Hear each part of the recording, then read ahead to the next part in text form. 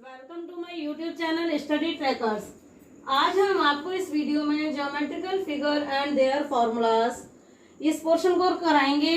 और इससे पहले यदि आपने हमारे चैनल को सब्सक्राइब नहीं किया है तो आज ही हमारे चैनल को सब्सक्राइब करें, इस वीडियो को लाइक करें, शेयर करें।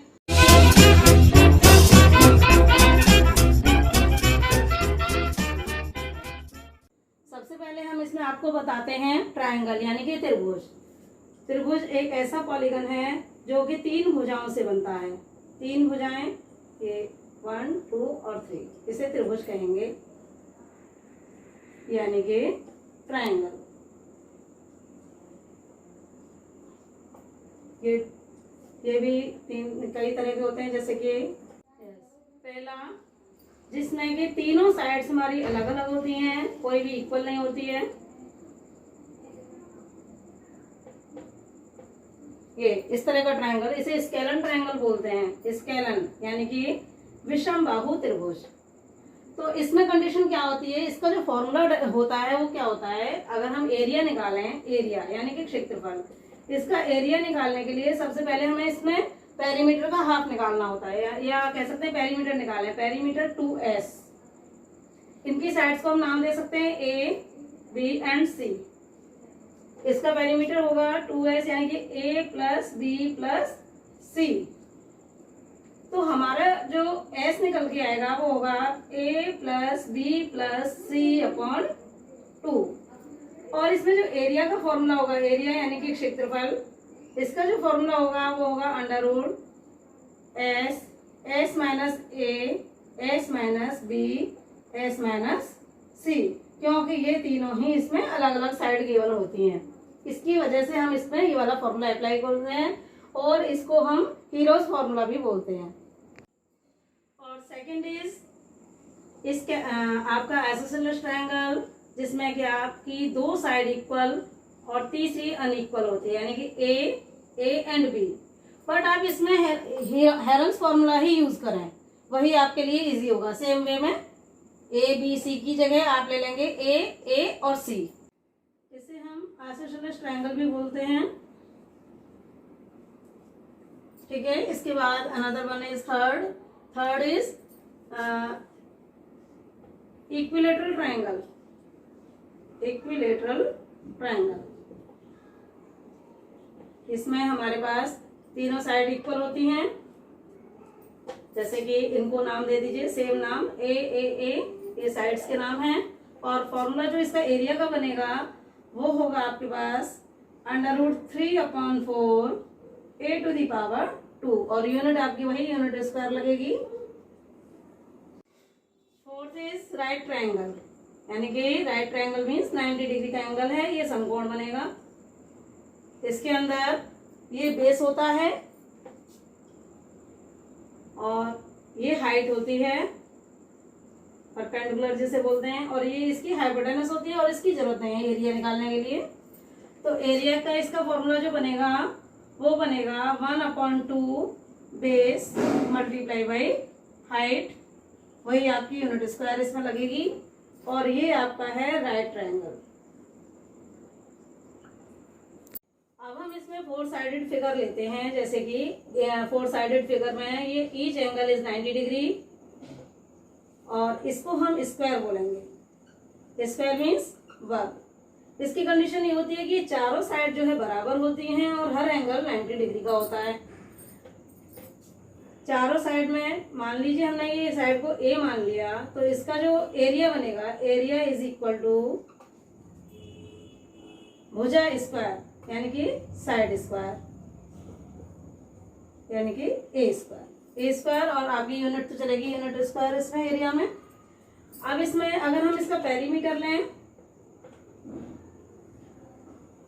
पेरीमीटर क्या होगा इसमें A प्लस A यानी कि 4A, और इसकी जो यूनिट होगी वो सिंगल होगी, इस पर कोई भी जो है पावर नहीं लगेगी क्योंकि ये पेरीमीटर सिंगल फॉर्म में होता है। अब इसके बाद आती है, इसी को बेस लेते हुए हम दूसरी फिगर बनाते हैं क्यूबॉइड, यानी कि हमारे पास चारों साइड इक्वल है इसमें, तो ये क्यूब बनेगा। इक्वल साइड से बनता है क्यूब। इसमें क्या होता है, 6 फेसेस होते हैं,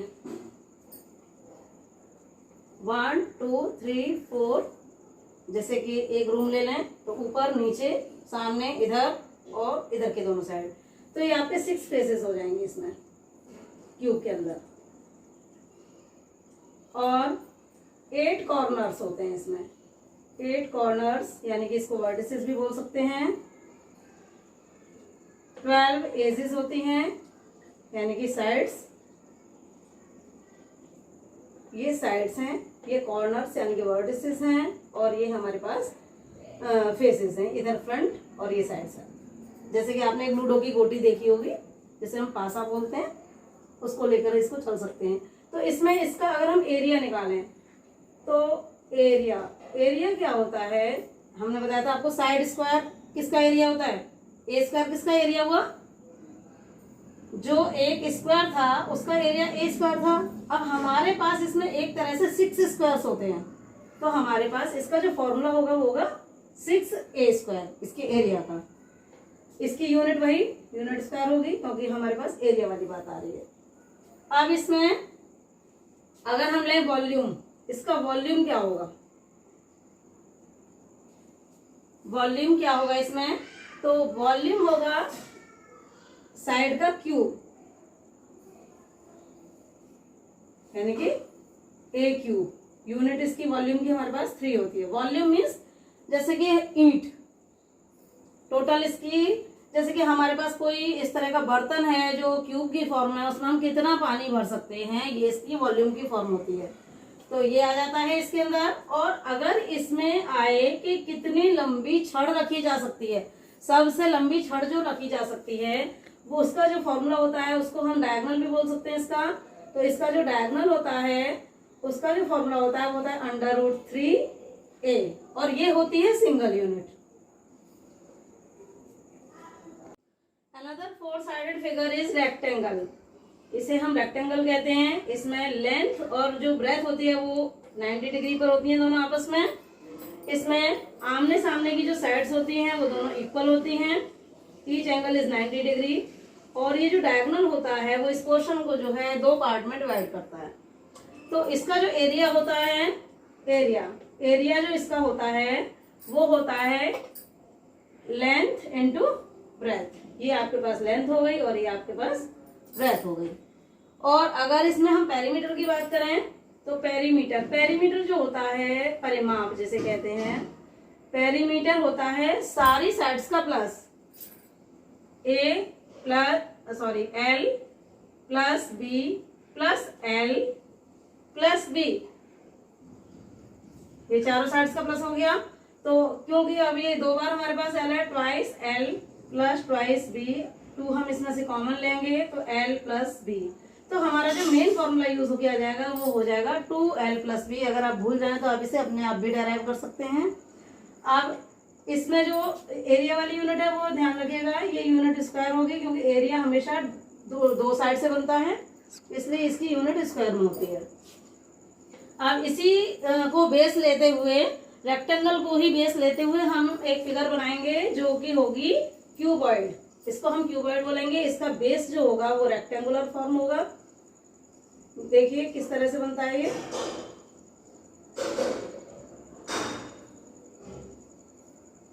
ये बेस जो होगा रेक्टेंगुलर फॉर्म में होगा। कंडीशन वही है, क्यूब वाली सारी कंडीशन वही लगेंगी, जिसमें कि 8 कॉर्नर्स होंगे, कॉर्नर्स मीन्स वर्टिसेस, 6 फेसेस होंगे और इसमें 12 एजेस यानी कि साइड्स होंगी। कंडीशन वही होगी इसमें 6 फेसेस की, जैसे कि एक जो है फेस का जो एरिया होता है वो होता है L इंटू बी। तो ऐसी कंडीशन में हमारे पास 6 फेसेस हो गए, तो 6 फेसेस का जो एरिया होगा वो होगा twice L into b plus b into h plus h into l. इसमें जो हमारे पास 2 फॉर्म लगी है, 2 सरफेस एरिया भी बोल सकते हैं इसको, सरफेस एरिया। तो इसमें जो 2 फॉर्म लगी है वो इसलिए लगी है क्योंकि जो आमने सामने की जो साइड्स होती हैं, जो फेस होते हैं वो बराबर होते हैं। तो एक का जो एरिया होगा वही दूसरे का होगा, तो इसलिए इसमें 2 बार लगा दिया, यानी कि जो 6 साइड्स थी उनमें से 3 साइड एक हो जाती है, 3 साइड एक हो जाती है। अब इसी में हम वॉल्यूम की अगर बात करते हैं वॉल्यूम। तो इसका जो वॉल्यूम होता है वो होता है L into b into h, और इसकी जो यूनिट होती है वो होती है यूनिट पावर 3 बनती है, क्योंकि जो वॉल्यूम होता है वो 3 साइड से बनता है। अब कंडीशन ये होती है कि इसके अंदर सबसे लंबी कितनी छड़ रखी जा सकती है। तो ऐसी कंडीशन के लिए जो छड़ वाली बात आती है सबसे लंबी, तो वो ये आती है कि हम इस कॉर्नर से लेकर इस कॉर्नर तक की इसमें हम छड़ रख सकते हैं, जिसको हम डायगोनल भी बोलते हैं। तो जो डायगोनल होगा, डायगोनल जो होगा उसका आपका क्यूबॉइड का जो डायगोनल बनेगा वो क्या बनेगा, आपके पास ये बनेगा under root L square plus b square plus h square. इसकी भी आपकी यूनिट जो होगी वो सिंगल फॉर्म में होगी, इसकी भी यूनिट पर कोई भी पावर नहीं होगी। अब हम बात करते हैं सर्कल की। सर्कल, ये सर्कल है और यहाँ जहाँ कंपास रखा जाता है इसको हम सेंटर ऑफ द सर्कल बोलते हैं। ये हमारा सेंटर है। जो लाइन एक सर्कल के एक पॉइंट से दूसरी तरफ पास होती है वो सेंटर से होते हुए, उसको हम डायमीटर बोलते हैं। और जो रेडियस होती है वो इसका इतना पोर्शन रेडियस होती है, यानी कि हम कह सकते हैं कि रेडियस जो है वो डायमीटर का हाफ होता है। ये रेडियस जो है डायमीटर का हाफ होता है। तो अच्छा, एक पॉइंट से दूसरे पॉइंट पर जो लाइन ड्रॉ होती है इसको हम कोड बोलते हैं। कोड, अगर बात आती है कि कोड, सबसे बड़ी कोड कौन सी होती है एक सर्कल में, तो उसको हम डायमीटर शो कर सकते हैं, क्योंकि डायमीटर सबसे बड़ी ही कोड होगी। इससे ऊपर या इससे नीचे अगर कोई लाइन ड्रॉ करते हैं तो वो छोटी कोड मानी जाती है। अब बात आती है कि इसका पेरीमीटर क्या है। तो perimeter of a circle, perimeter of a circle जो होता है उसको हम सर्कमफ्रेंस ऑफ द सर्कल भी बोल सकते हैं। सर्कमफ्रेंस, इसका जो फॉर्मूला होगा वो होगा 2 पाई आर, और यूनिट इसकी सिंगल यूनिट होगी, इसकी कोई पावर नहीं होगी, सिंगल पावर आएगी 2 पाई आर, जिसमें पाई की जो वैल्यू होती है वो 22/7 होती है। ये इसमें पाई की वैल्यू गिवन होती है, या हम कह सकते हैं कि हमको याद होनी चाहिए पाई की वैल्यू। इसमें एरिया, एरिया क्या होता है, इसका एरिया जो होता है वो होता है पाई आर स्क्वायर यूनिट की पावर 2। जितना भी एरिया जिस चीज का भी आपसे पूछा जाएगा आप यूनिट हमेशा पावर 2 में ही रखेंगे। अब हम इसमें बात करते हैं इसी फिगर से जो बनने वाली दूसरी फिगर्स होती हैं, जैसे कि हमारे पास आता है सिलेंडर। ये सिलेंडर है, ये सिलेंडर है। तो सिलेंड्रिकल फॉर्म ये होती है, इसके जो ऊपर नीचे के जो बेस होते हैं वो सर्कुलर होते हैं सिलेंडर में, और ये इसकी जो होती है सेंटर से ये हमारे पास इसकी हाइट होती है, टोटल हाइट हमारी ये होती है इसकी, और ये हमारे पास इसकी रेडियस मानी जाती है। इसका जो सरफेस एरिया होगा तो एक ये गोल, यानी कि हमारे पास कोई लंबा डिब्बा है, उसके जो जैसे कि हम यहाँ कह सकते हैं कि हमारे पास जैसे कि ये शीशी है, तो ये शीशी हुई, तो ये हमारे पास सिलेंड्रिकल फॉर्म में शीशी होगी। ये इसे हम इसका सरफेस एरिया बोलेंगे। तो ये सरफेस एरिया होगा। तो जो सरफेस एरिया का जो फॉर्मूला होगा वो बनेगा कर्व्ड सरफेस एरिया। कर्व्ड इसलिए क्योंकि गोलाकार फॉर्म में होता है, कर्व्ड सरफेस एरिया। इसका जो फॉर्मूला होता है वो होता है 2 पाई आर एच। अगर हमसे ये कहा जाए कि इसका टोटल सरफेस एरिया क्या होगा, तो टोटल सरफेस एरिया जो होगा वो क्या होगा, तो हमारे पास 2 pi R H curved surface area plus pi are square, ऊपर का ढक्कन जो कि गोलाकार फॉर्म में है, वृत्ताकार फॉर्म में है, और ये नीचे का ढक्कन ये भी वृत्ताकार फॉर्म में है। अब इसको हमने सॉल्व करेंगे तो हमारे पास 2 pi R H plus 2 pi are square, common लेंगे इसमें से 2 पाई आर, तो बनेगा हमारे पास एच प्लस आर, और इसकी यूनिट की पावर 2 भी रहेगी, यूनिट पावर इसकी 2 रहेगी। ये इसका फॉर्मूला होगा। अब हमारे पास क्वेश्चन है कि अगर ऊपर से ढक्कन खुला है, ऐसी कंडीशन में टोटल सरफेस एरिया क्या होगा। जब हमारे पास किसी भी उसका जो गोल मतलब सिलेंड्रिकल फॉर्म में जो बर्तन है उसका मान लीजिए ऊपर से ढक्कन खुला है, तो ऐसी कंडीशन में जो एरिया होगा उसका कर्व्ड सरफेस एरिया वो क्या, या टोटल सरफेस एरिया क्या होगा, टोटल सरफेस एरिया उसका जो बनेगा वो क्या बनेगा, तो वही 2 pi R H curved surface area plus ऊपर से ढक्कन खुला है, it means pi are square, ये तो लगेगा नहीं, केवल नीचे का लगेगा, तो पाई आर स्क्वायर, इसमें से हम पाई आर कॉमन ले सकते हैं, तो बनेगा ये 2h प्लस आर। ये हमारे पास खुले ढक्कन का हो गया। यानी एक ढक्कन खुला और एक तरफ से बंद, वही यूनिट वही आपको हमने बताई थी, यूनिट पावर 2 लगेगी क्योंकि एरिया की बात है। अब इसमें आती है वॉल्यूम। वॉल्यूम मीन्स किसी भी सिलिंड्रिकल डिब्बे में कितना पानी हम भर सकते हैं। तो वॉल्यूम का जो फॉर्मूला बनेगा वो बनेगा volume is equal to pi are square H.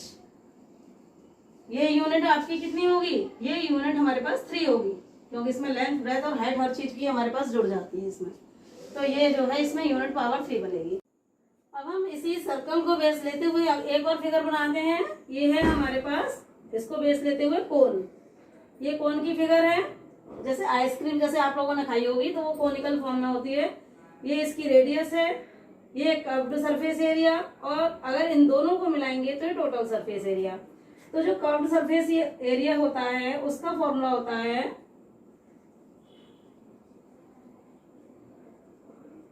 इसका फॉर्मूला होता है पाई आर एल। आर मीन्स ये रेडियस और एल मीन्स ये वाली जो इस तरह की ऊंचाई होती है, टेढ़ी तिरछी ऊंचाई जिसे कहते हैं।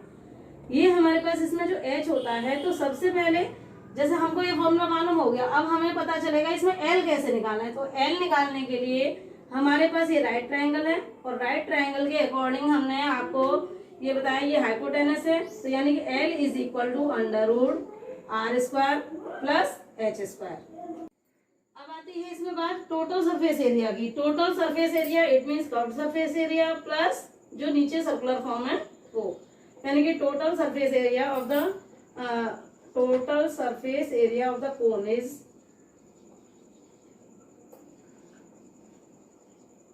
पाई r l plus pi are square, जो इसका बेस है। पाई आर हमने कॉमन लिया तो ये बनेगा यहाँ पर एल प्लस आर, और यूनिट आपकी वही पावर 2। ये हमारे पास इसका टोटल सरफेस एरिया आता है। अब इसका वॉल्यूम, अगर हम बात करें वॉल्यूम की, volume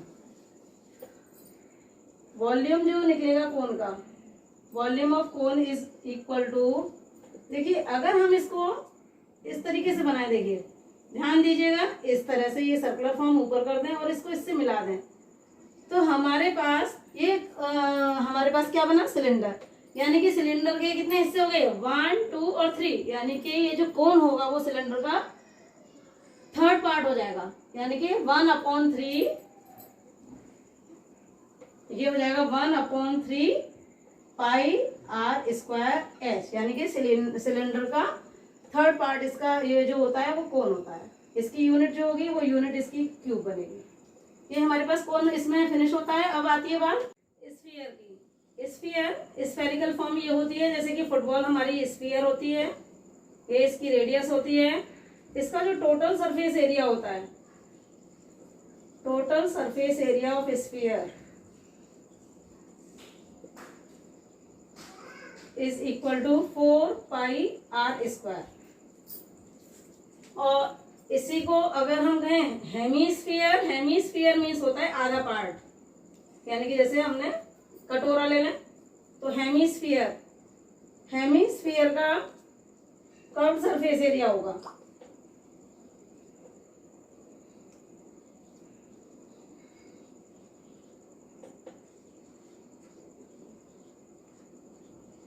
curved surface area of hemisphere is equal to 2 pi are square, इसका आधा। कर्व मीन्स केवल गोलाकार जो होगा पोर्शन, और total surface area of hemisphere